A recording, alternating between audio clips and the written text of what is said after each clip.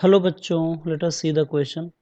During isothermal, isobaric and adiabatic process, work done for the same change in volume will be maximum for.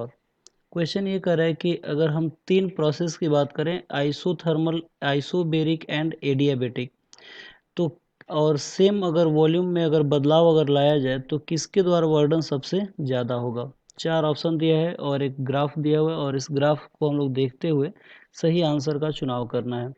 चार option में पहला option दिया isothermal, second option में isobaric, third option में adiabatic और fourth option में कर रहा है नन ऑफ द एबव। तो आइए देखते हैं इस क्वेश्चन का मेन की कॉन्सेप्ट क्या है और फिर इस क्वेश्चन को हम लोग सॉल्व करेंगे। तो की कॉन्सेप्ट में हम लोग देखेंगे कि अगर कोई भी प्रोसेस अगर साइक्लिक प्रोसेस होता है तो उसके द्वारा जो वर्क डन होता है वो उस ग्राफ को का जो टोटल एरिया होता है उस एरिया के बराबर होता है। यानी कि this question is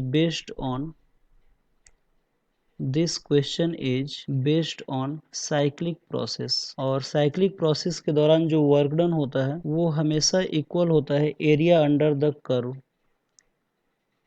area under curve PV.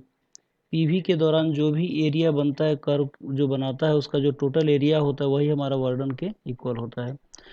तो इस ग्राफ में आप लोग देख सकते हैं, सोल्यूशन वाले पार्ट में हम लोग समझेंगे कि किसका एरिया सबसे ज़्यादा होगा। तो अगर हम बात करें प्रोसेस ए के दौरान, तो उसके द्वारा सबसे ज़्यादा हमें एरिया देखने को मिल रहा है कि सबसे ज़्यादा जो एरिया है इस फिगर से हम लोग देख सकते हैं। फ्रॉम फिगर एरिया इज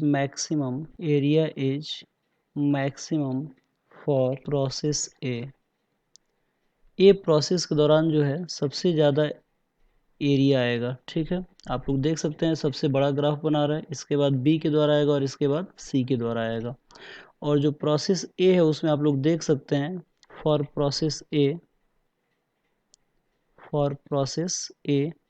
यहाँ पे आप लोग देख सकते हैं कि जो P है वो कांस्टेंट रह रहा है। क्यों P कांस्टेंट रह रहा है? क्योंकि आप लोग देख सकते हैं कि V एक्सिस के पैरेलल लाइन बनाया है A, और जब V एक्सिस के पैरेलल लाइन है तो यानी कि P की वैल्यू क्या है? कांस्टेंट है।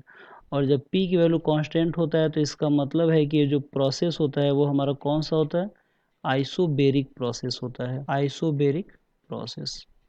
तो जब आइसोबेरिक प्रोसेस होगा यानी कि जो एक ग्राफ है, एक कर्व है, उसके द्वारा सबसे ज़्यादा एरिया कवर किया जा रहा है और वो जो प्रोसेस होगा वो हमारा कौन सा होगा? आइसोबेरिक होगा। ठीक है, यानी कि वर्क डन जो होगा मैक्सिमम होगा for isobaric process. Hence work done is maximum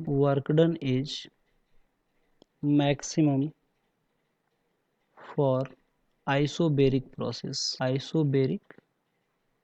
process. ठीक है, तो आइए देखते हैं कौन सा ऑप्शन सही है। तो आप लोग देख सकते हैं कि जो आइसोबेरिक प्रोसेस है वो हमारा सेकेंड ऑप्शन दिया हुआ है, यानी कि इस क्वेश्चन का जो राइट आंसर है वो हमारा सेकेंड ऑप्शन है। बाकी आइसोथर्मल की बात कर रहा है तो आइसोथर्मल में वर्डन की वैल्यू थोड़ा कम हो जाएगा, क्योंकि आइसोथर्मल जो होगा वो हमारा सी ऑप्शन होगा और एडियाबेटिक बी होगा। ठीक है, तो दोनों के द्वारा जो कर्व का एरिया है वो कम होगा, तो जो मैक्सिमम वर्डन होगा वो हमारा आइसोबेरिक प्रोसेस के दौरान होगा। तो आई होप आप लोगों की क्वेश्चन समझ में आया होगा। Thank you very much, good luck.